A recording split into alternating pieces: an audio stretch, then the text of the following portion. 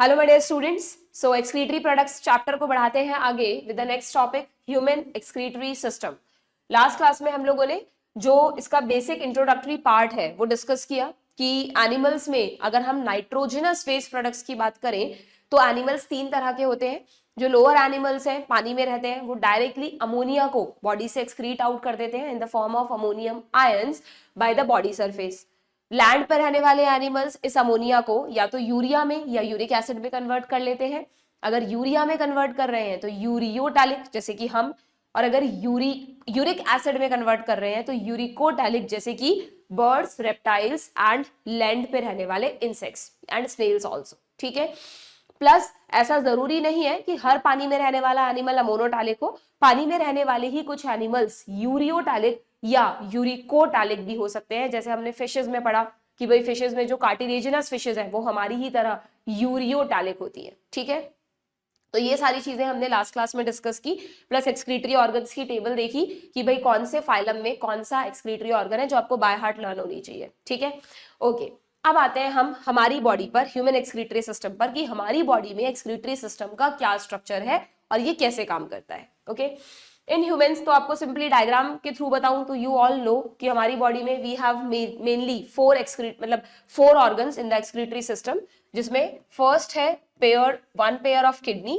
दूसरा आता है किडनी से निकलने वाले ureters open into urinary bladder जहां पर यूरिन कलेक्ट होता है और उससे एक ट्यूब निकलती है दैट इज यूरिथ्रा। ध्यान रखना, यूरिथ्रा मेल और फीमेल में अगर हम देखें तो मेल्स में urethra is a longer tube, comparatively longer होती है। ठीक है, लगभग 25 से 30 सेंटीमीटर होती है, जबकि फीमेल्स में it is very shorter tube, लगभग 2 to 4 सेंटीमीटर ही इसका साइज होता है। द रीजन यू नो, जब हम 12th में ह्यूमन रिप्रोडक्शन पढ़ते हैं तो वहां पर आप मेल्स में पढ़ते हैं ना कि male reproductive system is connected with excretory system. जो यूरिन का रिमूवल है वो भी यूरिथ्रा के थ्रू होगा और जो स्पर्म्स का रिलीज है वो भी यूरिथ्रा के थ्रू होगा। और यूरिथ्रा आपको ध्यान हो तो यूरिनरी ब्लैडर से निकलने के बाद पेनिस से होती हुई बॉडी से चीजों को रिमूव करती है। तो इसलिए मेल्स में urethra is a longer tube while females में it is a shorter tube. ठीक है, इसीलिए फीमेल्स में generally urinary infections are more common, क्योंकि शॉर्टर पैसेज है तो जो भी बैक्टीरिया वगैरह है, वायरसेस वगैरह हैं जो कि रिप्रोडक्टिव ऑर्गन्स में इन्फेक्शंस कर सकते हैं, वो जल्दी इन्फेक्ट कर देते हैं। ठीक है, चलिए, तो अब आपके कोर्स में ना सिर्फ किडनीज का ही डिटेल स्ट्रक्चर डिस्कस किया है, यूरेटर, यूरिनरी ब्लैडर या यूरिथ्रा को डिटेल में नहीं लिया है। कुछ 2-3 पॉइंट्स में आपको इसी डायग्राम में बता देती हूँ। यूरेटर्स जो है, मतलब यूरेटर और यूरिनरी ब्लैडर दोनों के लिए एक क्वेश्चन पहले कॉमनली पूछा जाता था, अब कम पूछते हैं। अगर आप याद रख सके तो ध्यान रखना कि इन दोनों में ही जो इनर मोस्ट लेयर होती है ना, लेयर का मतलब भाई यूरेटर एक हॉलो ट्यूब है तो बीच में तो ल्यूमेन है, चारों तरफ क्या होगा, लेयर्स होंगी, 3 लेयर्स होती हैं यूरेटर में भी और यूरिनरी ब्लैडर में भी। तो जो इनर मोस्ट लेयर है दोनों में ही वो बनी होती है ट्रांजिशनल एपिथेलियम की। ट्रांजिशनल एपिथेलियम, उससे क्या फायदा होगा, अब क्योंकि एनिमल टिश्यू तो डिटेल में है नहीं, हट गया है आपके कोर्स से, तो ट्रांजिशनल एपिथेलियम आप मतलब न्यू एनसीईआरटी से हट गया है। वीआरएमसी का तो कंफ्यूजन है कि वो इंक्लूड करेगा या नहीं। ठीक है, तो अभी अच्छा एक और बात बता दूं कि एनटीए बहुत ही जल्दी सिलेबस भी रिलीज करने वाला है बच्चों, विद इन 1 वीक न्यूज़पेपर में आया कि एनटीए अपना सिलेबस रिलीज कर देगा। तो आप लोगों के लिए अच्छा है, एकदम क्लियर कट आपको पता चल जाएगा कि क्या आपसे नीट में पूछा जाने वाला है। ठीक है, तो ट्रांजिशनल एपिथेलियम क्या होती है, सिंपली एक इस तरह की एपिथेलियम होती है जिसमें सेल्स की स्ट्रेचिंग पॉसिबल है कि जब यूरिन जाएगा यूरेटर्स को थोड़ा सा डाइल्यूट होना है, यूरिनरी ब्लैडर में यूरिन भर रहा है तो यूरिनरी ब्लैडर को फैलना है, तो एपिथेलियम रप्चर ना हो जाए इसलिए उसमें जो सेल्स है वो अपना साइज एडजस्ट कर लेती हैं। ऐसी एपिथेलियम को आप कहते हैं ट्रांजिशनल एपिथेलियम, जो कि यूरिनरी ट्रैक में प्रेजेंट है। ठीक है, बस इतना सा याद रखो। दूसरा मेजर पॉइंट क्या याद रखना है आपको कि यूरिनरी ब्लैडर जो है ना, ये एक मस्क्यूलर बैग है, यू ऑल नो, एक muscular inverted pear shaped bag है, इन्वर्टेड पियर की तरह। ठीक है, इन्वर्टेड पियर शेप्ड बैग है और इसमें जो मसल्स की लेयर है, जैसे हार्ट में ही पढ़ते हैं हम कार्डियक मसल्स होती हैं, वैसे यूरिनरी ब्लैडर में जो मसल्स है उनको कहते हैं बच्चों डार्टोज मसल्स। ठीक है, आप पीवाईक्यूज करेंगे तो वहां पर आपको ऑप्शंस में मिलेगा डार्टोज मसल्स। बहुत फ्रिक्वेंटली नहीं पूछा जाता, 1-2 बार पूछा गया था, वो भी पहले के ईयर्स में, एनसीईआरटी में नहीं है, बट यस छोटा सा वर्ड है, आप ध्यान रख सकते हो। तो यूरिनरी ब्लैडर की जो मस्क्यूलर वॉल है वो कौन सी मसल्स की बनी है, डार्टोज मसल्स की। और तुम खुद सोच के बताओ कि ये हमारी वॉलंटरी कंट्रोल में है या इनवॉलंटरी। रिमूवल ऑफ यूरिन की बात नहीं कर रही मैं, यूरिनरी ब्लैडर में जो फिलिंग हो रही है, या जब एम्पटिंग होगी तो आप यूरिनरी ब्लैडर को वॉलंटरी सिग्नल देते हो क्या कि हाँ भाई कॉन्स्ट्रिक्ट करो, रिलैक्स करो, वो तो अपने आप मेंटेन्ड होता है। तो डार्टोज मसल्स जो है ये एक तरह की इनवॉलंटरी यानी कि स्मूथ मसल्स है, इनवॉलंटरी यानी कि स्मूथ मसल्स है, ठीक है। देन अगर हम यूरिथ्रा की बात करें और यूरिनरी ब्लैडर की अगर कैपेसिटी भी मैं तुम्हें बताऊं ना, तो लगभग यूरिनरी ब्लैडर की कैपेसिटी होती है 800 ml। और जरूरी नहीं है कि जब, ऐसा नहीं होता कि जब यूरिनरी ब्लैडर पूरा फिल हो जाएगा तब ये ब्रेन को सिग्नल देगा। जनरली जब ये 50% फिल हो जाता है तो ये ब्रेन को सिग्नल दे देता है कि भाई it's time to remove the urine, ठीक है, जिस प्रोसेस को हम कहते हैं मिक्चुरेशन, जो हम चैप्टर के एंड में पढ़ेंगे। ओके, नाउ यूरिथ्रा के बारे में एक पॉइंट याद रखना कि अब जैसे बच्चों के दिमाग में क्वेश्चन उठता है कि मैम यूरिनरी ब्लैडर तो इनवॉलंटरी मसल्स का बना हुआ है, लेकिन जो यूरिथ्रा का पैसेज है, तो जब हम रिमूवल ऑफ यूरिन करते हैं तो वो वॉलंटरी प्रोसेस है। छोटे बच्चों में तो चलो उनको नहीं पता होता, तो उनको जैसे जैसे वो बड़े होते हैं 2-3 साल की, उनको ट्रेनिंग दी जाती है, then they develop the voluntary control, है ना। बट जनरली अगर हम देखें तो ह्यूमंस में मतलब ह्यूमंस में क्या है, ये जो ह्यूमंस में और दूसरे मैमल्स में वॉलंटरी प्रोसेस है, वो इस प्रोसेस को कंट्रोल कर सकते हैं, तो कहीं ना कहीं वॉलंटरी मसल्स भी होगी। तो ध्यान रखना कि जो हमारा यूरिथ्रा वाला पार्ट है, अगर मैं यहाँ पर यूरिनरी ब्लैडर, ये यूरेटर्स हो गई, ठीक है, तो यूरिथ्रा में क्या होता है बच्चों, 2 स्फिंक्टर्स होते हैं, एक थोड़ा अंदर की तरफ होता है, एक थोड़ा बाहर की तरफ होता है। स्फिंक्टर्स का मतलब मसल्स, मस्कुलर फ्लैप्स की तरह, ठीक है। तो ये जो इंटरनल स्फिंक्टर होता है ना, इंटरनल स्फिंक्टर, और ये जो एक्सटर्नल स्फिंक्टर है, इन दोनों में से डू रिमेंबर हमारा वॉलंटरी कंट्रोल किस पर होना चाहिए। मान लो ये तो वॉलंटरी कंट्रोल में और ये इनवॉलंटरी कंट्रोल में, तो क्या फायदा। अगर इंटरनल स्फिंक्टर तो कैसा हो, इनवॉलंटरी, यानी उसको हमारा ऑटोनॉमिक नर्वस सिस्टम कंट्रोल करे, वो जब सिग्नल देगा तो ये खुल जाएगा, और इस पर हमारा वॉलंटरी पावर का कंट्रोल है। वी नो कि भाई जब तक मैच्योरेशन का टाइम नहीं आया, it is not the proper place, तब तक हम इसको कंट्रोल करके रख सकते हैं, तो तब तक यूरिन बाहर नहीं आएगा ना। तो वॉलंटरी मसल्स कहाँ बनाई है नेचर ने, एक्सटर्नल स्फिंक्टर्स पे, इसमें कुछ भी रटने जैसा नहीं है। अगर ये वॉलंटरी होता, ये इनवॉलंटरी होता, ये हमारी इच्छा से खुलता बंद होता और ये अपने आप खुलता बंद होता, तो कोई फायदा ही नहीं है। इसलिए हमेशा जहां पर भी 2 स्फिंक्टर होते हैं, एनल स्फिंक्टर में भी होता है ऐसा, 2 होते हैं, उसमें बाहर वाला स्फिंक्टर जिसके खुलते ही यूरिन या वहां पर फीकल मैटर रिमूव हो जाएगा, वो हमारी वॉलंटरी पावर के कंट्रोल में है, तो वहां वॉलंटरी मसल्स होती है और इंटरनल वाले में इनवॉलंटरी होती है, ठीक है। तो ये कुछ 3-4 पॉइंट्स है जो एडिशनली मैंने आपको बताए हैं। उसके अलावा इन चीजों से कोई डिटेल आपसे नहीं पूछी जाएगी, ठीक है। अब हम आते हैं किडनीज के स्ट्रक्चर पर, ठीक है। इसमें भी आपको 2 डायग्राम दिख रहे हैं यहाँ पर, एक में किडनी को का सेक्शन लेकर, एलएस लेकर आपको इंटरनल दिखाया कि इंटरनली किडनी में क्या होता है, इसको अभी डिटेल में पढ़ेंगे। और ध्यान से अगर आप इस डायग्राम को देखो तो क्या आपको कुछ ऐसा दिख रहा है कि बताओ पहले तो इसमें से कौन सी किडनी है। मैंने हमेशा कह रखा है आपको, जो हमारा राइट है वो इसका लेफ्ट है, तो ये तो लेफ्ट किडनी है और ये राइट किडनी है। तो राइट किडनी आपको हल्की सी नीचे दिख रही है क्या, ये देखो, अगर मैं एक लाइन ड्रॉ करूं तो हल्की सी राइट किडनी जो है वो थोड़ी नीचे की तरफ है, क्यों, what is the position of kidney. Kidneys जो है वो हमारे एब्डोमिनल कैविटी में डॉर्सली प्रेजेंट होती है बच्चों, सामने की तरफ वेंट्रली नहीं है, जो एब्डोमिनल कैविटी है उसमें डॉर्सली प्रेजेंट होती है, पीछे की तरफ, क्योंकि सामने तो क्या है, लिवर और स्टमक है, तो लिवर और स्टमक के जस्ट पीछे हमारी किडनीज होती है, और उसमें भी जो लिवर है वो बहुत बड़ा है साइज में, यू नो, तो लिवर थोड़ा सा किडनी को नीचे की तरफ डिस्प्लेस कर देता है। तो सीधी सी बात है, जिस तरफ लिवर है उसी तरफ की kidney is place slightly inferior, okay. तो राइट किडनी ध्यान रखना स्लाइट इंफीरियर है, स्लाइट इंफीरियर है in comparison to the left, ठीक है।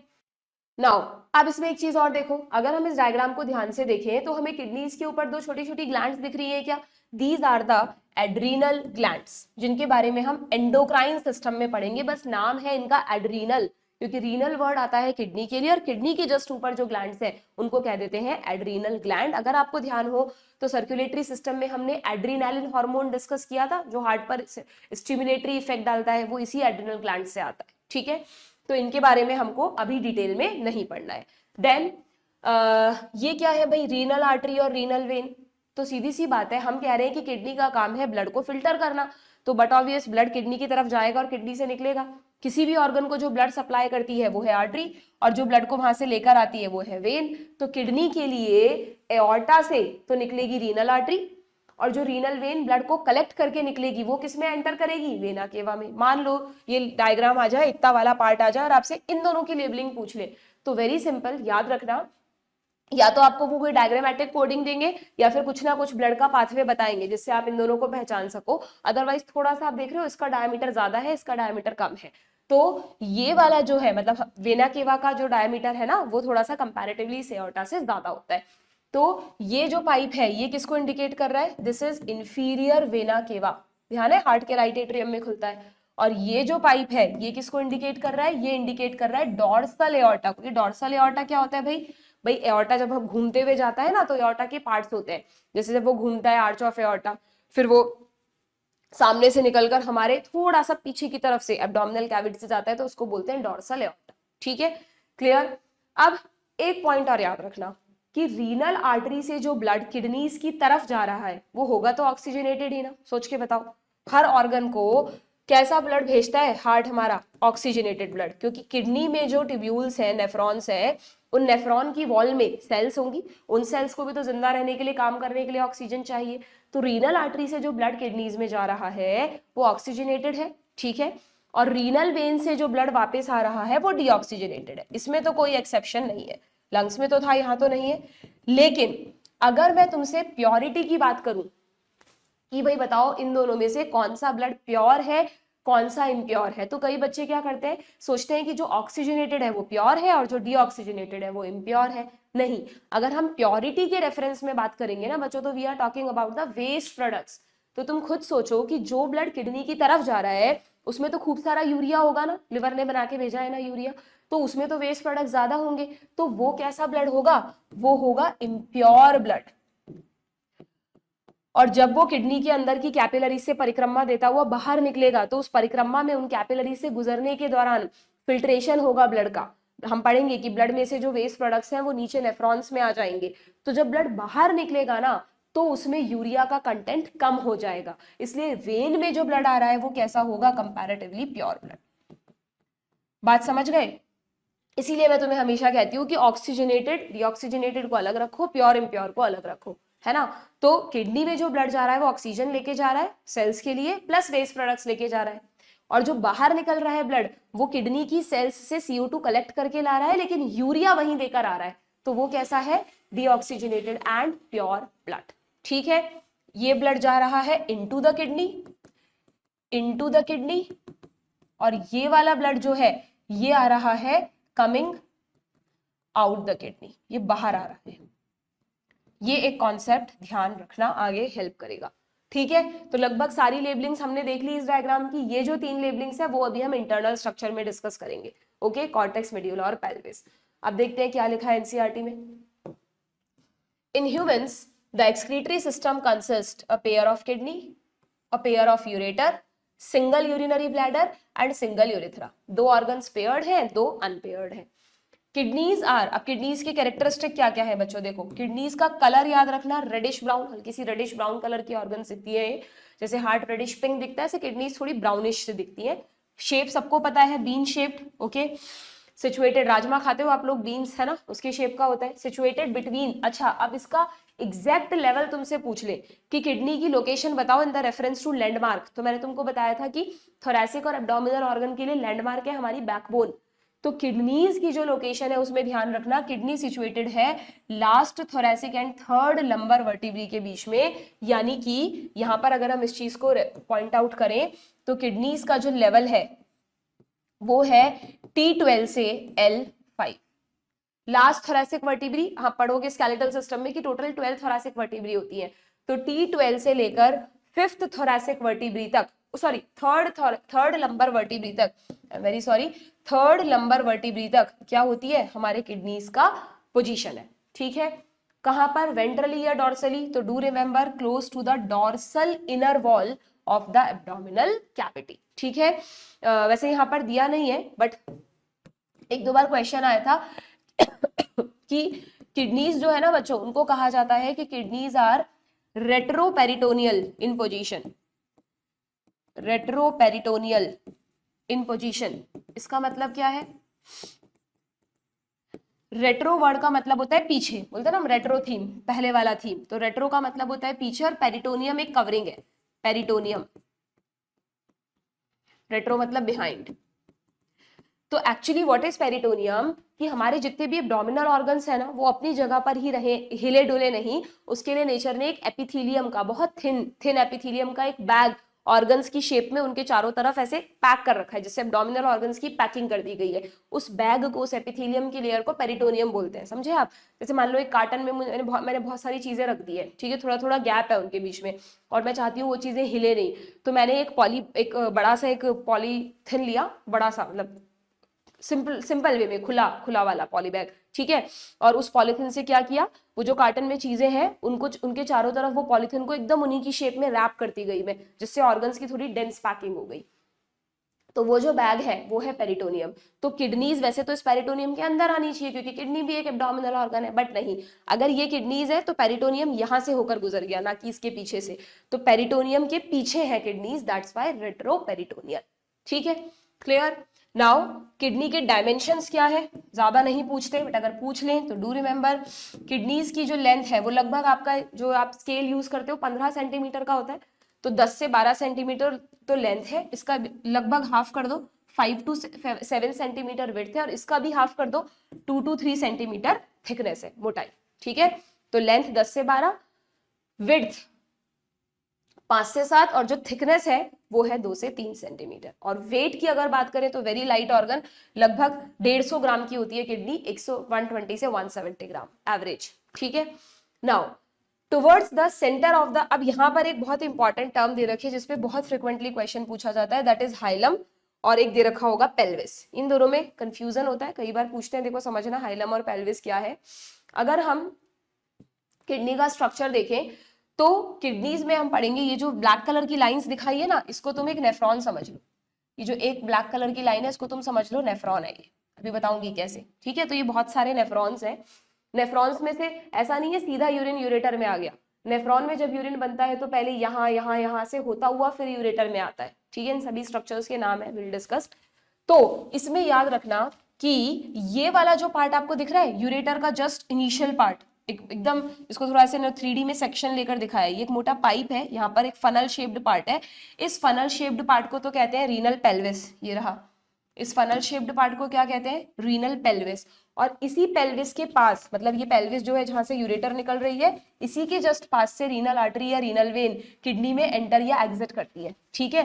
तो ये जो किडनी में एक ओपनिंग है, एक रास्ता है, kidney is not a closed bag कि वो बाहर के स्ट्रक्चर से आइसोलेटेड है, किडनी का जो कैप्सूल है उसमें यहाँ पर एक जगह बनी हुई है जिससे कोई भी चीज किडनी में एंटर या एग्जिट करेगी, उस स्पेस को कहते हैं हाइलम। तो अगर हम किडनी का स्ट्रक्चर देखें तो किडनी का एक सरफेस कॉन्वेक्स है, एक सरफेस कॉनकेव है, तो हाइलम कहाँ सिचुएटेड है, कॉनकेव सरफेस की तरफ, ठीक है। तो व्हाट इज हाइलम, यहाँ लिखा है towards the centre of the inner concave surface of the kidney, ठीक है, inner concave surface of the kidney there is a notch called hilum, through which, hilum क्या है, जहां से ureter, blood vessels, nerve, lymph vessels, जो भी चीज kidney में एंटर एग्जिट करेगी वो करती है। Just inner to the hilum there is a broad funnel shaped structure, mix मत कर देना, hilum is just the pathway, जबकि पेल्विस क्या है, broad funnel shaped space called the renal pelvis, जहां से कि यूरेटर शुरू हो जाएगा, ठीक है, विद प्रोजेक्शंस कॉल्ड कैलाइसिस। अब ये कैलाइसिस क्या होते हैं भाई, प्रोजेक्शंस क्या है कैलाइसिस, तो अगेन इस डायग्राम को देखो तुम, कि ये जो पेल्विस वाला पार्ट आपको दिख रहा है, इस पेल्विस से कुछ प्रोजेक्शंस दिख रहे हैं क्या, देखना जरा, इस पेल्विस से तुम्हें ये कुछ प्रोजेक्शंस दिख रहे हैं क्या, ये रहा एक प्रोजेक्शन, फिर इसी पेल्विस का ये रहा दूसरा प्रोजेक्शन, ठीक है, फिर इसी पेल्विस वाले पार्ट का ये रहा नेक्स्ट प्रोजेक्शन, ये रहा नेक्स्ट प्रोजेक्शन, ये सब प्रोजेक्शंस हैं क्या, हाँ ये रहे, है ना। इसी पेल्विस से ये ब्रांचेस निकली हुई है, देखो जो मैंने इनको थोड़ा सा डार्क कर दिया है, और ये सब ये रहा नेक्स्ट, और ये सब आपस में कनेक्टेड है क्या, ये सब फिर आपस में कनेक्ट कर दो इनको, ठीक है। तो ये जो आपको प्रोजेक्शंस दिख रहे हैं, छोटी छोटी ब्रांचेस दिख रही हैं, इनको कहते हैं कैलाइसिस। इसमें भी माइनर कैलिक्स और मेजर कैलिक्स होता है, जो छोटी छोटी ब्रांच है ये माइनर कैलिक्स, और मान लो ये वाले सारे माइनर कैलिक्स मिलकर ये वाला पार्ट बना रहे हैं मेजर कैलिक्स, ये वाले माइनर कैलिक्स मिलकर बना रहे हैं मेजर कैलिक्स, और दोनों मेजर कैलिक्स मिलकर खुल रहे हैं पेल्विस में। कहने का मतलब ये है कि ये कोई अलग अलग स्ट्रक्चर्स नहीं है, बट यूरिन के पाथवे को समझने के लिए इनको नेम आउट किया गया है। ठीक है, समझ में आ गया। नाउ अब यहाँ पे देखिए एनसीईआरटी में इस चीज को कैसे डिस्क्राइब किया है। ये हम लोगों ने किडनी का स्ट्रक्चर देख लिया था और ये हमने पढ़ लिया था। Now the outer layer of a kidney, अगर हम किडनी के आउटर लेयर की बात करें तो it is a tough capsule. Kidney के चारों तरफ, जैसे हमने पढ़ा था ना कि लंग्स के चारों तरफ प्लूरा होता है, हार्ट के चारों तरफ पेरिकार्डियम, अलग अलग लेयर्स हमने पढ़ी थी, बिल्कुल वैसे ही किडनी का जो कवरिंग है उसको कहते हैं बच्चों रीनल कैप्सूल, जो कि एक टफ कैप्सूल है किडनीज को प्रोटेक्ट करने के लिए। This is called renal capsule. ठीक है, inside the kidney there are 2 zones. अब अगर हम किडनी में इंटरनली जाएं तो किडनी में इंटरनली आपको जैसा कि इस डायग्राम में दिख रहा है, ये जो पार्ट है this is called the cortex part, और जो मेड्यूला वाला पार्ट है ना वो कॉनिकल शेप में है, मतलब ये पूरा का पूरा मेड्यूला ना होके ये वाला जो पार्ट है this is called medullary part. अब आप कहेंगे मैम फिर इसके बीच बीच में ये जो खाली जगह है इसको क्या कहते हैं, तो इसको एक बहुत ही स्पेशल नाम दिया गया है बच्चों, that is renal column of Bertini. Just a minute, it is called renal column of Bertini.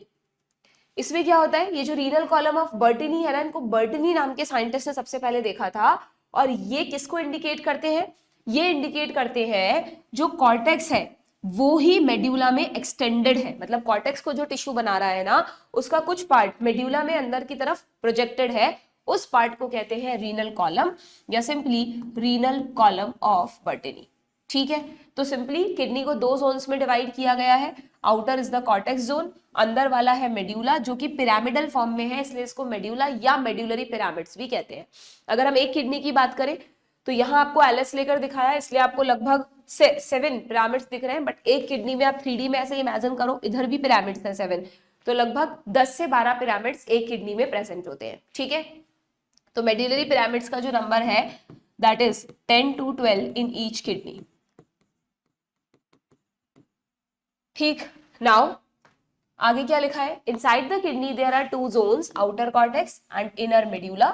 The medulla is divided into a few conical masses. ये फ्यू कितने हैं, 10 to 12 conical masses that are medullary pyramids. और अगर आप हर medullary pyramid को ध्यान से देखेंगे, मैं यहाँ पर एक डायग्राम बना के समझाती हूँ आपको, देखना। जैसे मान लो ये मैंने एक मेड्यूलरी पिरामिड बना दिया, ठीक है। अब कोई भी एक मेड्यूलरी पिरामिड जो है ना उसमें आपको ऐसे बहुत सारी लाइंस दिखाई है ना, तो ये जो लाइंस है बच्चों ये नेफ्रॉन्स को इंडिकेट कर रही है। जैसे अगर मैं इसमें से किसी एक लाइन को ड्रॉ करूं तो एक मेड्यूलरी पिरामिड में ना बहुत सारे नेफ्रॉन्स हैं, और वो नेफ्रॉन इस तरह सिचुएटेड है कि उनका कुछ पार्ट तो कॉर्टेक्स में है और कुछ पार्ट किसमें है, मेड्यूला में आ रहा है। ये कॉर्टेक्स वाला पार्ट हो गया, देख रहे हैं आप, ये ब्लैक लाइन कॉर्टेक्स में भी दिखाई है और उसका मेजर डीप पार्ट जो है वो मेड्यूला में भी दिखाया है। तो कुछ पार्ट तो नेफ्रॉन का बना दिया हमने कॉर्टेक्स में, कुछ पार्ट बना दिया नीचे मेड्यूला में, फिर से ये बाहर की तरफ कॉर्टेक्स में गया, और फिर एक इस तरह की कलेक्टिंग डक्ट होती है, मतलब ये तो नेफ्रॉन होता है और नेफ्रॉन जिसमें खुलता है उसको कहते हैं कलेक्टिंग डक्ट। एक कलेक्टिंग डक्ट में जरूरी नहीं है एक ही नेफ्रॉन खुले, एक कलेक्टिंग डक्ट में बहुत सारे नेफ्रॉन्स खुलते हैं। मान लो यहां से एक और नेफ्रॉन बना लेते हैं हम, जैसे मान लीजिए ये हमने बना दिया, नेफ्रॉन के पार्ट्स हैं, अभी आपको पता नहीं है, बाद में पढ़ेंगे आप इनको, ठीक है।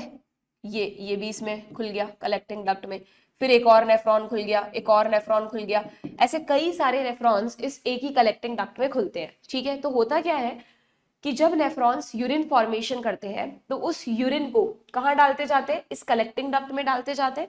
और ये जो सारी कलेक्टिंग डक्ट है, इसको मैं थोड़ा डिफरेंट कलर से बना देती हूँ जिससे आपको ध्यान रहे, ये जो कलेक्टिंग डक्ट है जो अलग अलग नेफ्रॉन से यूरिन को कलेक्ट करके ला रही है, ये मेड्यूला के, ये जो मेड्यूला का एकदम प्रोजेक्टेड सा पार्ट है ना, यहाँ पर यूरिन को यहाँ पे यूरिन आता जाता है, ठीक है।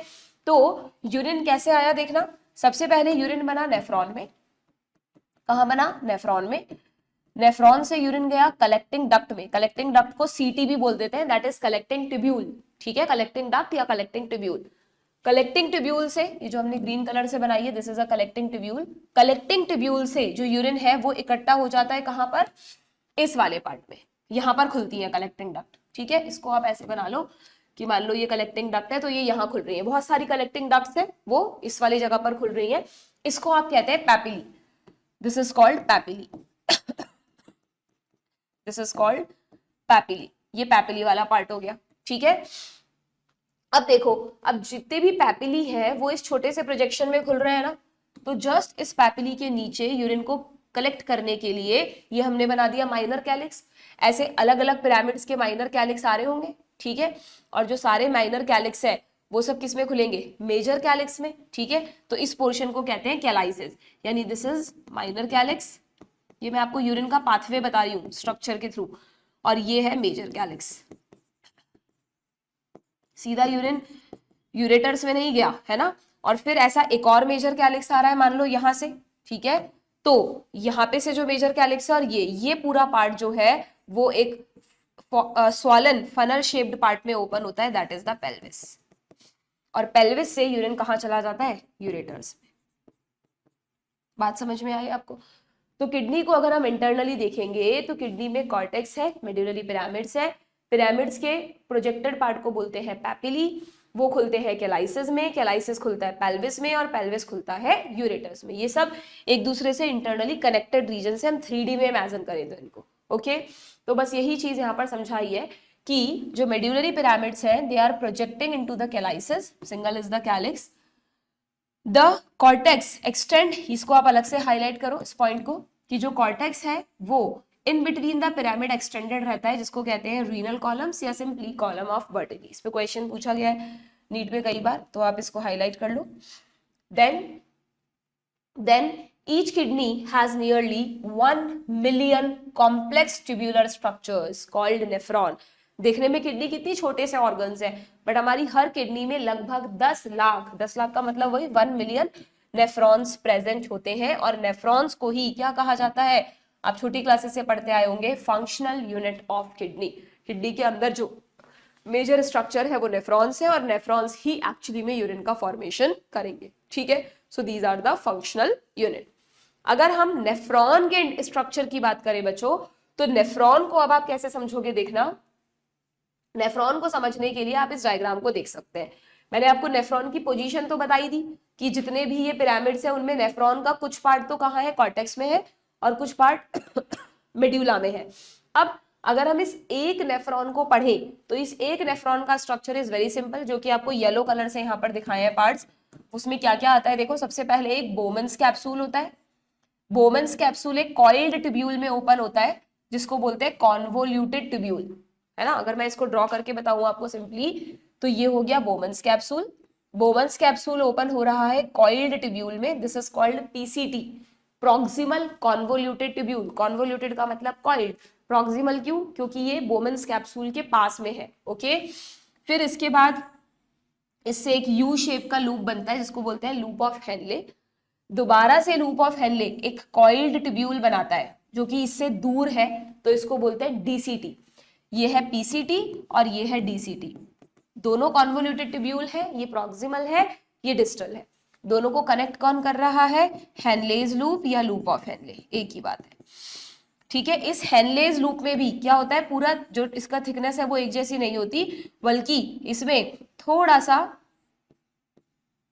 यहां पर थिक एंड थिन सेगमेंट, और फिर यहां पर भी थिन एंड थिक सेगमेंट होता है, मतलब ये बीच में से थिन हो जाता है, ठीक है। अब जब आप सोचो कि जब यहाँ पर कोई भी चीज आएगी इस ट्यूब्यूल के अंदर से जाएगी, तो इस लिम्ब से वो नीचे की तरफ आएगी ना वो चीज, और इस लिम्ब से ऊपर की तरफ जाएगी, तो इस लिम्ब को कहते हैं बच्चों डिसेंडिंग लिम्ब। क्या कहते हैं, डिसेंडिंग लिम्ब। और इसको कहते हैं असेंडिंग लिम्ब, ठीक है। जब आप वर्किंग समझेंगे, यूरिन फॉर्मेशन समझेंगे, तो वहां ये सारी टर्म्स काम आने वाली है आपकी। Now finally DCT opens into a collecting tubule. Collecting tubule में हमेशा ये ओपनिंग्स बनाई जाती हैं, दैट मींस कि कलेक्टिंग ट्यूब्यूल में एक नहीं बल्कि कई नेफ्रॉन्स खुलते हैं। इसलिए ऐसा भी बोलते हैं कि collecting tubule is not the part of single nephron. एक नेफ्रॉन का पार्ट नहीं है, बहुत सारे नेफ्रॉन्स की कॉमन कलेक्टिंग डक्ट होती है, ठीक है, क्लियर। तो दिस इज कलेक्टिंग डक्ट या कलेक्टिंग ट्यूब्यूल, सीटी, टी फॉर ट्यूब्यूल, ठीक है। ये हुआ आपका नेफ्रॉन का स्ट्रक्चर, वेरी सिंपल। और ये वाला क्या है शुरू में, दिस इज बोमन्स कैप्सूल, वही साइंटिस्ट के नाम पर बोमन्स कैप्सूल, ठीक है। अब क्वेश्चन ये है, मेजर चीज जो आपको समझनी है कि ये जो ट्यूब्यूलर पार्ट है, ट्यूब्यूल का मतलब क्या होता है समझते हो ना, कि जो इसके अंदर तो ल्यूमेन है, खाली जगह है, और इसकी जो वॉल है जैसे एक पाइप होता है, इसकी जो वॉल है वो सेल्स की बनी है, तो बट ऑब्वियस यहाँ पर हर जगह क्या होगी, सेल्स की लेयर होगी। अगेन एनिमल टिश्यू वाले चैप्टर में दे रखा है कि जनरली जो बोमन्स कैप्सूल है ना, यहाँ पर तो होती है फ्लैट सेल्स।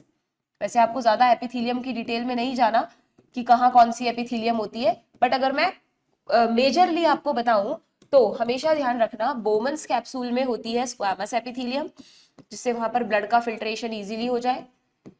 पीसीटी में ये जो पीसीटी वाला पार्ट है ना, वेरी वेरी इंपॉर्टेंट, यहाँ पर आपको ध्यान है जब हम वैसे तो डाइजेस्टिव सिस्टम अगेन हटा दिया, बट आपने छोटी क्लासेस में इतना बेसिक तो पढ़ा ही होगा कि डाइजेस्टिव सिस्टम में इंटेस्टाइन में विलाई एंड माइक्रोविलाई होते हैं। यानी अगर ये हमारी इंटेस्टाइन का पाइप है, this is our small intestine, तो स्मॉल इंटेस्टाइन की बॉर्डर पे जो सेल्स होती है उनमें इस तरह के फिंगर लाइक प्रोजेक्शंस होते हैं, है ना।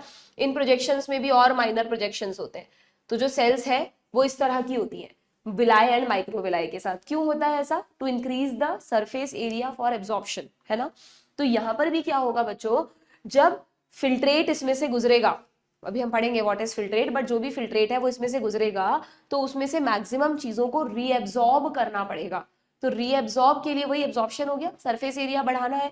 तो हमेशा ध्यान रखना डीसीटी में भी जो वॉल होती है ना, उसमें सेल्स में विलाई एंड माइक्रोविलाई होते हैं। तो अगर हम उसको ध्यान से देखें तो हमको बिल्कुल ब्रश बॉर्डर नजर आता है, इसलिए PCT is lined by brush bordered cuboidal epithelium. Cells का शेप कैसा होता है? Cube like. जबकि इंटेस्टाइन में ध्यान रखना, इंटेस्टाइन में कैसा होता है? इंटेस्टाइन में भी ब्रश बॉर्डर्ड एपिथेलियम है स्मॉल इंटेस्टाइन में, लेकिन स्मॉल इंटेस्टाइन में होती है ब्रश बॉर्डर्ड कॉल्यूमनर एपिथेलियम। यहाँ पर लंबी सेल्स होती है। कैसी सेल्स होती है? लंबी सेल्स।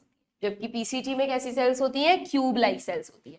दोनों जगह विलाई एंड माइक्रोविलाई है, that's why brush bordered epithelium. इसको तुम सीलिया मत समझ लेना। देखो जैसे अगर मैं तुम्हें कह रही हूँ कि ये सेल है, तो अगर सीलिएटेड एपिथेलियम होती है तो इस पे छोटे छोटे हेयर लाइक स्ट्रक्चर होते, वो तो होती है सीलिएटेड एपिथेलियम, उसकी बात नहीं कर रहे, तो रेस्पिरेटरी ट्रैक में पढ़ते हैं हम। यहाँ पर हम कह रहे हैं ब्रश बॉर्डर। ब्रश बॉर्डर का मतलब होता है कि सेल्स में इस तरह के छोटे छोटे फिंगर लाइक प्रोजेक्शंस हैं, विलाय एंड माइक्रोविलाय है। हर प्रोजेक्शन पे भी अगर आप देखोगे तो इस प्रोजेक्शन में भी फिर दोबारा छोटे छोटे प्रोजेक्शंस हैं, माइक्रोविलाय है, ठीक है। तो सीलिएटेड और ब्रश बॉर्डर में बिल्कुल अंतर है। ये ब्रश बॉर्डर बनाया है मैंने, ये सीलिएटेड बनाया है। कई बार आप नीट में मिक्स कर देते हो दोनों चीजों को। सीलिएटेड की जरूरत वहां पर है जहां पर चीजों को पुश करना है, जैसे म्यूकस को करना है, फेलोपियन ट्यूब में ओवम को करना है, तो वहां तो सीलिएटेड मिलेगी। और ब्रश बॉर्डर जहां पर सरफेस एरिया फॉर एब्जॉर्प्शन बढ़ाना है, ठीक है। तो पीसीटी, इस पूरे ट्यूब्यूलर पार्ट में पीसीटी में मैक्सिमम एब्जॉर्प्शन होता है, इसलिए ब्रश बॉर्डर एपिथेलियम कहाँ बनाई गई है? पीसीटी में, ठीक है। और बाकी इस पूरे पार्ट में अगर हम बात करें मेजरली, तो tubular part of nephron is made up of cuboidal epithelium. Simply आप तो पूरे में क्यूबॉइडल याद रखना। उसमें थोड़ा सा डिफरेंस होता है कि यहाँ पर जब थिकनेस कम हो गई तो थोड़ी सी स्क्वैमस एपिथेलियम हो जाती है, बट इतना डिटेल में आपको नहीं जाना। आप तो ऑल ओवर इस पूरे में PCT, loop of Henley, DCT, collecting tubule, इस ट्यूब्यूलर पार्ट में कौन सी एपिथेलियम याद रखोगे? क्यूबॉइडल एपिथेलियम, ठीक है। बोमन्स कैप्सूल में स्क्वैमस और बाकी जगह क्यूबॉइडल। उसमें भी पीसीटी में क्यूबॉइडल मॉडिफाई हो गई है ब्रश बॉर्डर की फॉर्म में, ठीक है। ये इसका थोड़ा बहुत एपिथेलियम हो गया, बट अगेन ज्यादा नहीं पूछते एपिथेलियम पे क्वेश्चंस, ओके। अब है ना, ये तो हमने समझ लिया कि नेफ्रॉन का स्ट्रक्चर क्या है। मेजर क्वेश्चन जो हमारे दिमाग में है वो ये कि यार यूरिन का फॉर्मेशन एक्चुअली में कैसे हुआ? यूरिन का मतलब ब्लड तो है नहीं, ऐसा तो नहीं है ना कि इसके अंदर से ब्लड को गुजरना है, ये मत समझ लेना कभी भी।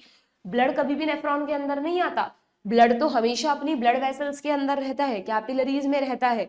ब्लड में से जो वेस्ट प्रोडक्ट्स हैं उनको छनकर इधर आना है, फिल्ट्रेट बनाना है। तो उसके लिए नेचर ने क्या किया? हर नेफ्रॉन पे एक कैपिलरीज का नेटवर्क बनाया। ये जो आपको इस डायग्राम में रेड कलर का स्ट्रक्चर दिख रहा है, ये वाला पूरा, this is the network of capillaries. Imagine करो कि जब हमारी किडनी में रीनल आर्टरी एंटर करेगी तो रीनल आर्टरी की ब्रांचेस होंगी आर्टेरियोल्स। हर आर्टेरियोल एक एक नेफ्रॉन की तरफ जाएगा, जितने नेफ्रॉन है उतने ही आर्टेरियोल भी चाहिए, और हर आर्टेरियोल डिवाइड हो जाएगा कैपिलरीज के नेटवर्क में, ठीक है। तो इसका मतलब कि मान लो इस वाले डायग्राम में करूं क्या? कंफ्यूजन तो नहीं हुआ, इसी से समझ लो तुम अभी, वरना इसमें मैं पूरा बना दूंगी तो फिर तुम इसको बना नहीं पाओगे बाद में, ठीक है। तो आप इसको इसी डायग्राम में समझो कि यहाँ पर हुआ क्या कि मान लो रीनल आर्टरी आ रही है, रीनल आर्टरी तो एक किडनी के लिए एक ही है, वो डिवाइड हो गई आर्टेरियोल में, ये आर्टेरियोल है, आर्टेरियोल डिवाइड हो गया बहुत थिन वेसल्स में, दैट इज कैपिलरीज। कैपिलरीज के नेटवर्क को ही कहते हैं बच्चों, very very important term, glomerulus. This is a network of capillaries, this is a network of capillaries, ठीक है, ध्यान रखना। बोमेन्स कैप्सूल और ग्लोमेरुलस में क्या फर्क है, हमेशा जहां पर बोमेन्स कैप्सूल होता है उसके बीच में जो खाली जगह है ना, यहाँ पर कैपिलरीज का एक नेटवर्क प्रेजेंट होता है, ठीक है। तो ब्लड को सिर्फ अपनी कैपिलरीज में से गुजरना है, और ये दोनों इतना पास पास होते हैं, बोमेन्स कैप्सूल की इनर वॉल और कैपिलरीज की वॉल इतना पास पास होते हैं कि ब्लड जब इन कैपिलरीज में से गुजरता है, तो आपको ध्यान है मैंने लिम्फ पढ़ाते वक्त बताया था कि कैपिलरीज में बहुत माइन्यूट पोर्स होते हैं, तो ब्लड का जो प्लाज्मा वाला पार्ट है, सेल्स नहीं सिर्फ प्लाज्मा वाला जो पार्ट है जिसमें सब चीजें घुली हुई हैं, जिसमें न्यूट्रिएंट्स है, हार्मोन्स है, वेस्ट प्रोडक्ट्स है, सब कुछ प्लाज्मा में डिसॉल्व है, वो प्लाज्मा थोड़ा थोड़ा उन कैपिलरीज के पोर्स से बाहर आने लगता है। बाहर का मतलब यहाँ पर कोई खाली जगह नहीं है, बिल्कुल दोनों पास पास है। और ये जो इनर वॉल है ना, इसमें भी कुछ स्पेशल सेल्स होती हैं जिनके बीच बीच में गैप होता है, तो उस गैप से होता हुआ plasma comes into the lumen of Bowman's capsule. तो प्लाज्मा जो फिल्टर हो रहा है वो कहाँ आके इकट्ठा हो जाएगा, बोमेन्स कैप्सूल के ल्यूमेन में, अंदर चला जाएगा बोमेन्स कैप्सूल के, और जो पार्ट फिल्टर होकर आया है उसी को आप कहते हो फिल्ट्रेट। अगेन कुछ बच्चे सोचते हैं कि यही यूरिन है, नहीं, अभी ये यूरिन का कंपोजिशन नहीं है, फिल्ट्रेट का तो सेम कंपोजिशन है एज प्लाज्मा, जो प्लाज्मा का कंपोजिशन है वही फिल्ट्रेट का कंपोजिशन है, बस एक चीज माइनस कर दो तुम उसमें से, प्लाज्मा प्रोटीन, जो बड़े साइज की प्रोटीन्स है ना वो नहीं आई बस इसमें, क्योंकि बड़े साइज की proteins can't cross the capillaries. तो what is filtrate, filtrate is equal to plasma minus large proteins. बाकी जो जो प्लाज्मा में, सेल्स प्लाज्मा लिख रही हूं तो सेल्स तो आई नहीं, ना आरबीसी ना डब्ल्यूबीसी ना प्लेटलेट, लिम्फ में तो फिर भी डब्ल्यूबीसी डायपिटिसिस के थ्रू एंटर कर रही थी, यहाँ नहीं करेंगी, यहाँ फिल्ट्रेट में उनको कोई सेल्स नहीं चाहिए, अटका देंगी वो रास्ते को, ठीक है। तो यहाँ पर सिर्फ प्लाज्मा आता है, leaving the larger proteins behind, okay.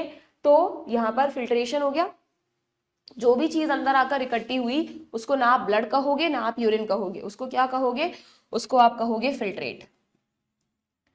अब नेफ्रॉन के इस ट्यूब्यूलर पार्ट का काम है कि इस फिल्ट्रेट को यूरिन के कंपोजिशन में बदलना। प्लाज्मा में तो न्यूट्रिएंट्स भी है, यूजफुल प्रोडक्ट्स भी है, तो क्या होगा कि जब ये फिल्ट्रेट इस पूरे पाथवे से गुजरेगा तो इस पूरे पाथवे के दौरान क्या होगा पता है, कुछ इंपॉर्टेंट चीजों का तो रीएब्जॉर्प्शन होगा। ल्यूमेन में जब ये गुजरेगा तो पहले सेल्स, और सेल्स के चारों तरफ अगेन कैपिलरीज का नेटवर्क है, तो वापस उनको ब्लड में भेज दिया जाएगा, यूजफुल चीजों को हर जगह चलेगा रीएब्जॉर्प्शन, ठीक है, यहाँ भी चलेगा, इवन कलेक्टिंग डक्ट में भी रीएब्जॉर्प्शन चलता है। एंड प्लस क्या होगा साथ में, यूजफुल चीजें तो रीएब्जॉर्ब होंगी, प्लस एक चीज और होती है साथ में कि इसका भी मैं एक बार नाम लिख देती हूँ, रीएब्जॉर्प्शन, जो कि मैक्सिमम तो पीसीटी में होता है बट सब जगह चलता है, ठीक है। प्लस फिल्ट्रेशन हुआ, रीएब्जॉर्प्शन हुआ, प्लस एक थर्ड स्टेप और होता है बच्चों, जिसमें कि क्या होता है, ध्यान रखना कि मैं तुम्हें कह रही हूं कि ये ट्यूब्यूलर सेल्स है, यहाँ पे मान लो ल्यूमेन है, देखो समझना कि ये मान लो ट्यूब्यूलर सेल्स है और ये बीच में ल्यूमेन है, यहाँ पे फिल्ट्रेट पड़ा हुआ है, तो अगर फिल्ट्रेट में से कोई भी चीज रीएब्जॉर्ब करनी है तो पहले सेल्स करेंगी, सेल्स अपने बाहर ट्रांसफर कर देंगी, बाहर कैपिलरीज है, फ्लूइड है, उसमें डाल देंगी। उसी तरह इन सेल्स में भी तो कुछ वेस्ट प्रोडक्ट्स बन रहे होंगे, अमोनिया बन रही होगी, जो भी चीजें बन रही होंगी, इनको लगता है यार उनको एक्सक्रीट कर दो, तो ऐसा नहीं है कि ये सेल्स पहले उनको ब्लड में डालेंगी, फिर ब्लड घूम फिर के फिल्टर होगा तब उनका एक्सक्रीशन होगा, ये सेल्स तो सीधा फिल्ट्रेट में डाल सकती है ना चीजों को या नहीं, तो इन सेल्स में बनने वाले वेस्ट प्रोडक्ट सीधा are secreted into the lumen. इस थर्ड स्टेप को कहते हैं ट्यूब्यूलर सिक्रीशन। क्या कहते हैं इसको, इसको कहते हैं ट्यूब्यूलर सिक्रीशन। मतलब नेफ्रॉन का स्ट्रक्चर तभी समझ में आएगा तुमको जब तुम इसके साथ में थोड़ी सी वर्किंग समझोगे, दोनों चीजें साथ में समझ में आती हैं। तो यूरिन फॉर्मेशन के दौरान तीन चीजें होती हैं। सबसे पहले ब्लड जब कैपिलरीज से गुजरता है तब उसका फिल्ट्रेशन हो जाता है, फिल्ट्रेट बन जाता है, that is the first step, जिसको कहते हैं अल्ट्रा फिल्ट्रेशन। ये अल्ट्रा लेवल पर बहुत थिन पोर्स से होता है, इसलिए अल्ट्रा फिल्ट्रेशन। ये जब फिल्ट्रेट पूरे ट्यूब्यूलर पार्ट से गुजरता है तो दो चीजें पैरेलल चलती है पूरे पाथवे में। एक तरफ तो इंपॉर्टेंट चीजों का रीएब्जॉर्प्शन चलता है और एक तरफ जो वेस्ट प्रोडक्ट्स है उनको ये सेल्स वापस ल्यूमेन में डालती हैं। इवन जरूरी नहीं इनमें ही बनने वाले, मान लो इनके चारों तरफ, ट्यूब्यूल के चारों तरफ कोई फ्लूइड है, हमेशा हर टिश्यू में फ्लूइड होते हैं, तो उन फ्लूइड में कोई वेस्ट प्रोडक्ट है तो वो सेल में आएगा, सेल उसको अंदर डाल देगी। ठीक है, तो what is tubular secretion? The secretion of substance from tubular cells into the lumen, ना कि आउटसाइड, इनटू द ल्यूमेन। ठीक है, ऐसा करते करते जब फिल्ट्रेट यहां पहुंचता है ना तो you can called it urine, क्योंकि यहाँ last part of collecting duct में पहुंचने के बाद it will attain the composition of urine. इसको इस तरह से, इस नेफ्रॉन की जिम्मेदारी है कि इसमें से काम की चीजों को रीएब्जॉर्ब करता जाए, वेस्ट चीजों को डालता जाए, वाटर का अननेसेसरी लॉस नहीं हो, मैक्सिमम वाटर का भी रीएब्जॉर्प्शन चलता रहे। तो यहाँ पहुंचते पहुंचते यूरिन कैसा हो जा, मतलब जो फिल्ट्रेट है वो कैसा हो जाता है, बिल्कुल यूरिन का कंपोजिशन अटेन कर लेता है। ठीक है, बात समझ में आई? तो अब एक चीज और समझो कि भाई नेफ्रॉन का स्ट्रक्चर तो हमें समझ में आ गया, पर ये जो ब्लड वेसल्स का नेटवर्क है उसमें हमने कहा कि यहीं पर है कैपिलरीज का नेटवर्क, यहां पर भी तो एक कैपिलरीज का नेटवर्क होना चाहिए ना जो चीजों का एक्सचेंज कर सके। तो वो कैसे बनेगा? तो ध्यान से देखना कि जब ये ग्लोमेरुलस की कैपिलरीज वापस रीयूनाइट होती हैं तो आप उसको वेन्यूल नहीं कहते, नॉर्मली कैपिलरीज रीयूनाइट होकर वेन्यूल बनाती है ना, तो यहां पर जब कैपिलरीज रीयूनाइट होकर एक और पाइप बनाती हैं तो उस पाइप को कहते हैं इफेरेंट आर्टेरियोल, यानी आर्टेरियोल को दो बार नाम दिया है। पहली ब्रांच है रीनल आर्टरी, वहां से ब्लड गया एफरेंट आर्टेरियोल में, वहां से ब्लड घूमा कैपिलरीज में, दैट इज ग्लोमेरुलस, ग्लोमेरुलस से ब्लड गया इफेरेंट आर्टेरियोल में। ए यानी आना, ई यानी एग्जिट जाना, आना। ठीक है, हमेशा याद रखना, एफरेंट इफेरेंट मिक्स मत करना। नर्वस सिस्टम में भी तुम पढ़ोगे कि जो इंपल्सेस ब्रेन की तरफ आती हैं वो एफरेंट नर्व्स, जो ब्रेन से जाती हैं वो इफेरेंट नर्व्स। ठीक है, नाउ अब ये जो इफेरेंट आर्टेरियोल है ना बच्चों, ये देख रहे हो आप, दोबारा से एक कैपिलरीज के नेटवर्क में डिवाइड हो जाता है और इस नेटवर्क को कहते हैं पेरी ट्यूब्यूलर कैपिलरीज। ये आप ऐड कर लो, पेरी ट्यूब्यूलर कैपिलरीज। तो इफेरेंट आर्टेरियोल के बाद ब्लड किसमें बह रहा है, किसमें फ्लो कर रहा है, इस नेटवर्क। ठीक है, उससे क्या होगा कि इस ट्यूब्यूलर पार्ट को ब्लड के साथ जो भी चीजें एक्सचेंज करनी है वो इजीली कर सकता है। और हमेशा ध्यान रखना कि कैपिलरीज और ट्यूब्यूल के बीच बीच में आपको हल्की हल्की व्हाइट कलर से खाली जगह दिख रही है ना, इस पूरे स्पेस में खाली, वैसे तो नेफ्रॉन्स बहुत कंडेंसली पैक्ड है, तभी तो एक किडनी में 10 लाख नेफ्रॉन आएंगे, बट फिर भी जो भी माइनर सा स्पेस उनके बीच बीच में, उस पूरे स्पेस में एक फ्लूइड भरा रहता है, that is tissue fluid. Cortex वाले पार्ट में है तो कॉर्टिकल फ्लूइड, मेड्यूला वाले पार्ट में है तो मेड्यूलरी फ्लूइड या इंटरस्टिशियल फ्लूइड। ठीक है, तो क्या मैं अगर इस पार्ट में मैं आपको कह रही हूं कि नेफ्रॉन्स और ब्लड वेसल्स के अलावा जो जगह है वहां पर एक फ्लूइड भरा हुआ है, तो क्या मैं इस फ्लूइड को मेड्यूलरी इंटरस्टिशियम कह सकती हूँ? इस चैप्टर में कई बार आएगा ये टर्म, मेड्यूलरी इंटरस्टिशियम या इंटरस्टिशियल फ्लूइड। और अगर ये फ्लूइड यहाँ है, ऊपर की तरफ है, तो आप उसको कह दोगे कॉर्टिकल फ्लूइड। बस ये याद रखना कि फ्लूइड हर जगह है, नेफ्रॉन्स के चारों तरफ जो भी खाली जगह बच रही है उसमें एक फ्लूइड प्रेजेंट है, सेम वही टिश्यू फ्लूइड है। ठीक है, अब एक चीज और देखो, पेरिट्यूबुलर कैपिलरीज में से ब्लड गुजर गया, अभी ब्लड को रीनल वेन तक पहुंचाना है, कैसे पहुंचेगा? पेरिट्यूबुलर कैपिलरीज में साइंटिस्ट एक और वर्ड डिफाइन करते हैं कि लास्ट में जो ब्लड है वो घूमता हुआ एक यू शेप की कैपिलरी से गुजरता है। दिख रही है आपको हल्की सी, एक बिल्कुल ये लूप ऑफ हेनले के पैरेलल एक ब्लड वेसल दिख रही है, ये भी कैपिलरी की थिकनेस है इसकी भी, इसको कहते हैं वासा रेक्टा। यानी पेरिट्यूबुलर कैपिलरीज के बाद ब्लड जाएगा वासा रेक्टा में। What is Vasa रेक्टा? U shaped capillary, वासा रेक्टा। ठीक है, यू शेप्ड कैपिलरी। और फिर वासा रेक्टा फाइनली ब्लड को कहां ले जाएगी? ये देखो, ये थोड़ा इधर कर देती हूँ मैं, फाइनली ब्लड को ले जाएगी रीनल वेन्यूल्स में। जैसे आपने इफरेंट आर्टेरियोल बोला है वैसे वेन्यूल भी बोलो, वेन्यूल्स में।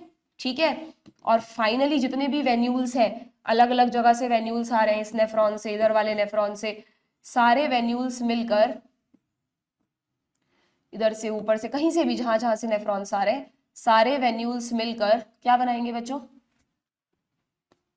सारे वेन्यूल्स मिलकर ब्लड को ले आएंगे रीनल वेन में, जो कि किडनी से बाहर निकल जाएगी and it will open into the inferior vena cava. ठीक है, ये कहां से अराइज हुआ था? एओर्टा से। तो आपको समझ में आया कि किस तरह ब्लड जो है वो किडनी के अंदर घूमता है। किडनी के अंदर ओपनली नहीं फ्लो होता ब्लड, ब्लड तो अपनी ब्लड वेसल्स में रहता है, we have close circulatory system. बस उस ब्लड का एक प्रॉपर पाथवे बनाने के लिए एक प्रॉपर नेटवर्क बनाया गया है ब्लड वेसल्स का। इसको आप एक सिंपल चार्ट की फॉर्म में लिख लेंगे, कैसे कैसे ब्लड गया। रीनल आर्टरी, वहां से afferent arteriole, then network of capillaries glomerulus, then efferent arteriole, फिर peritubular capillaries, vasa recta and finally venule से रीनल वेन में। तो ब्लड कभी भी नेफ्रॉन में नहीं आएगा और यूरिन कभी भी ब्लड वेसल्स में नहीं जाएगा, ठीक है ना। नेफ्रॉन में फिल्ट्रेट से यूरिन फॉर्मेशन होगा और ब्लड वेसल्स में रहेगा blood. What is the difference between these two? Blood vessels के अंदर तो ब्लड है, उसका कंपोजिशन तो आपको पता है। नेफ्रॉन के अंदर जो फिल्ट्रेट है उसमें ब्लड का सिर्फ प्लाज्मा वाला पार्ट है, जिसमें हर चीज फिल्टर होकर आ गई है। यहाँ कोई फिल्टर नहीं लगा रखा नेचर ने कि वो कहे कि भाई तुम सिर्फ यूरिया को नीचे भेज दो। यहाँ तो पूरा प्लाज्मा आ गया, प्लाज्मा में वाटर है, न्यूट्रिएंट्स है, अमीनो एसिड, ग्लूकोज वगैरह सब कुछ फिल्टर होकर आ गए हैं, ठीक है ना। तो जब हम यूरिन फॉर्मेशन का मैकेनिज्म पढ़ेंगे तब हम डिटेल में डिस्कस करेंगे कि कहाँ कौन सी चीज रीएब्सॉर्ब होती है, कैसे होती है, एक्टिवली, पैसिवली, और कहाँ कौन सी चीज सिक्रीट होती है, ठीक है। बट ये स्ट्रक्चर आपको एकदम क्लियर है। तो अगर हम इसको फटाफट एनसीईआरटी से देखें तो नेफ्रॉन के स्ट्रक्चर में क्या लिखा हुआ है कि each nephron has two parts. कौन से टू पार्ट्स? अब देखो यहाँ पर थोड़ा सा कंफ्यूजन होता है, हमको लगता है यार नेफ्रॉन तो ये येलो वाला पार्ट ही है, बट ये जो ग्लोमेरुलस है ये इतना ज्यादा जरूरी है नेफ्रॉन के लिए कि ग्लोमेरुलस को नेफ्रॉन का ही एक पार्ट मानते हैं। तुम सोचो, अगर ये कैपिलरी नेटवर्क यहाँ नहीं होता, ग्लोमेरुलस यहाँ नहीं होता, तो ब्लड का फिल्ट्रेशन होता क्या? ब्लड इसमें आ पाता क्या? नहीं। तो एनसीईआरटी में लिखा है कि glomerulus is also the part of nephron, ठीक है। तो each nephron has two parts. कौन कौन से parts? Glomerulus and the renal tubule. Sorry. What is glomerulus? It is a tuft of capillaries. कैसे बनता है ये tuft of capillaries? It is formed by the afferent arteriole. What is afferent arteriole? It is a fine branch of renal artery. ठीक है. Blood from the glomerulus is carried away by efferent arteriole. Away efferent towards afferent. ठीक है. Then the renal tubule. अब tubular part कैसे शुरू होता है भाई? ये तो बात हो गई ग्लोमेरुलस की, ये बात तो किसकी हो गई? ग्लोमेरुलस की, फर्स्ट पार्ट की। नाउ सेकंड पार्ट की अगर हम बात करें तो सेकंड पार्ट है रीनल ट्यूब्यूल। तो बोमन्स कैप्सूल किसमें आएगा बच्चों? ट्यूब्यूलर पार्ट में ही आएगा, ठीक है। Renal tubule begins with a double walled cup like structure. ये छोटे छोटे वर्ड्स आ जाते हैं, single walled, double walled. Double walled से यहाँ मतलब होता है कि अगर हम कह रहे हैं कि ये बोमन्स कैप्सूल है, ये नहीं कह रहे कि ये पूरा डबल वॉल्ड है, ऐसा नहीं कह रहे। डबल वॉल्ड का मतलब है कि, एक मिनट मुझे से दोबारा बनाने दो। डबल वॉल्ड का मतलब है ये तो है इनर वॉल और ये वाली है आउटर वॉल, ठीक है। Which encloses the glomerulus. Clear? Glomerulus. अच्छा, अब इसमें भी अगर हम कह रहे हैं कि यहाँ पर ग्लोमेरुलस एकदम बिल्कुल इसके क्लोजली सिचुएटेड है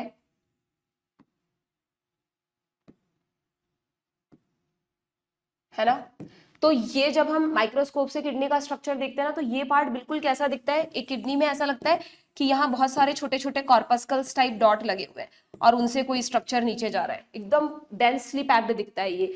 तो इसको नाम दिया गया, इसको क्या नाम दिया गया? इस स्ट्रक्चर को नाम दिया गया रीनल कॉर्पस्कल। कॉर्पस्कल की तरह, डॉट की तरह दिखते हैं ये छोटे छोटे। क्या है इसमें? इस डॉट में बोमन्स कैप्सूल है और उसके अंदर एनक्लोज ग्लोमेरुलस का नेटवर्क है। ओके, तो ये भी बड़ी इंपॉर्टेंट लाइन है, आप हाईलाइट कर दो। Glomerulus along with Bowman's capsule is called Malpighian body और रीनल कॉर्पस्कल।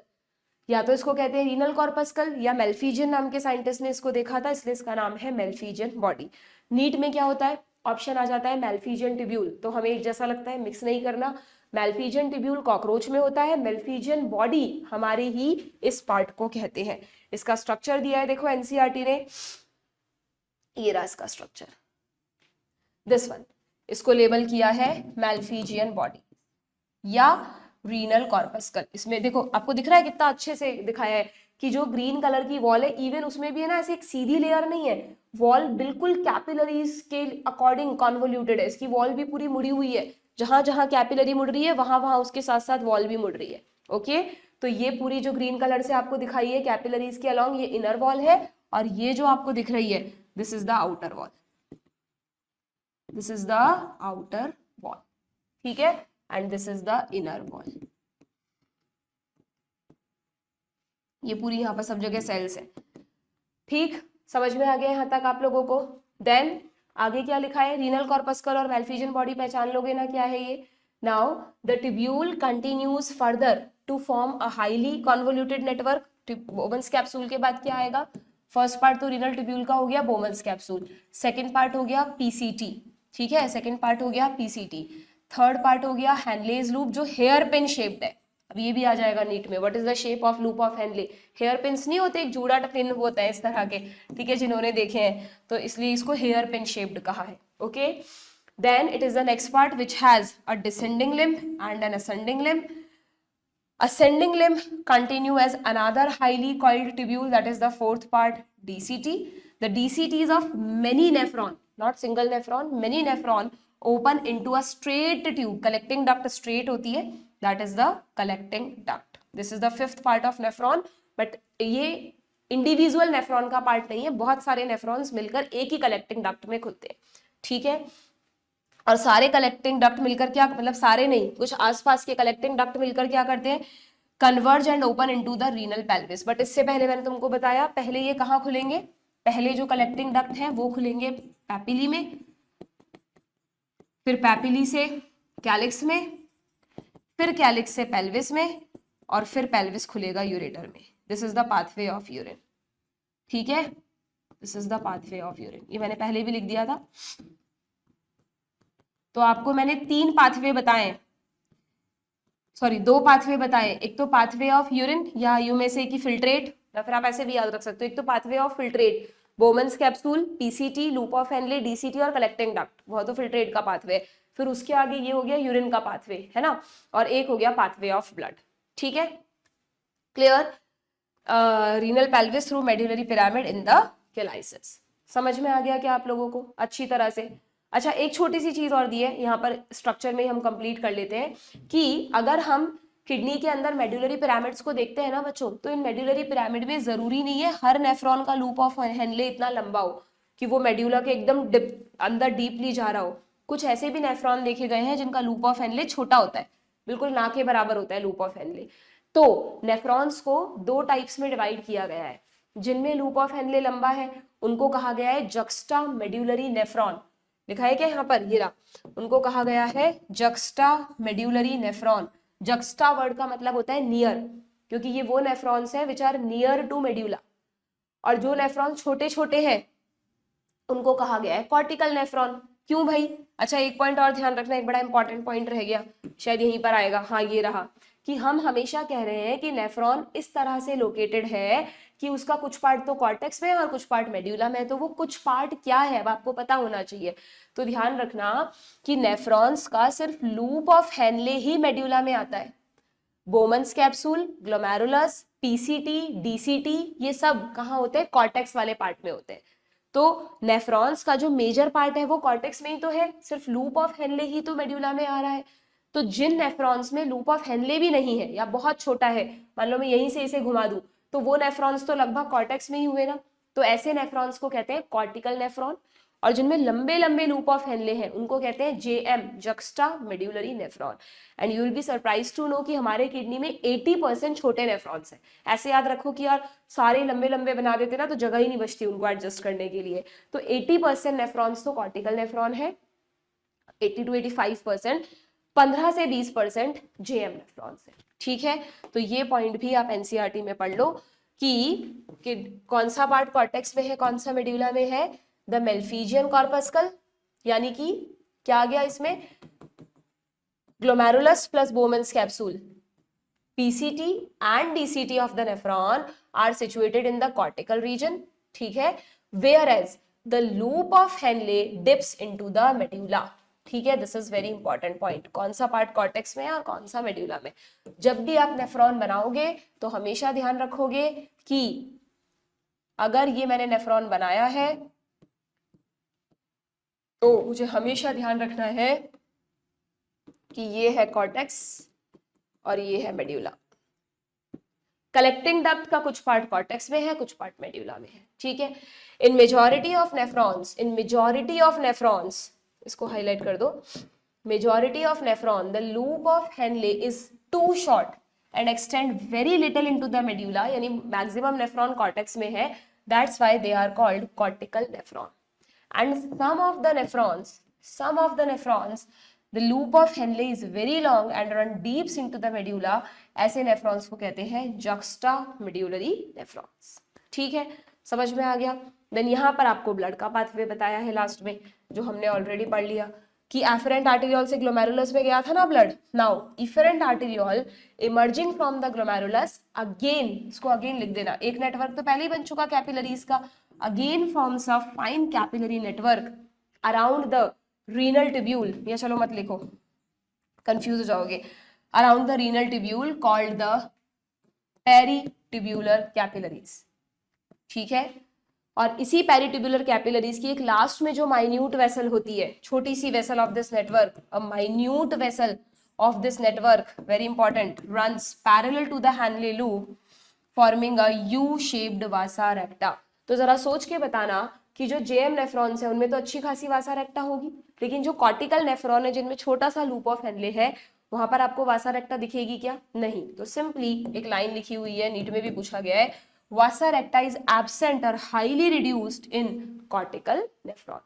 तो what is the difference between cortical nephron and juxtamedullary nephron? ये मैंने यहाँ पर सिंप्लीफाई कर दिया है.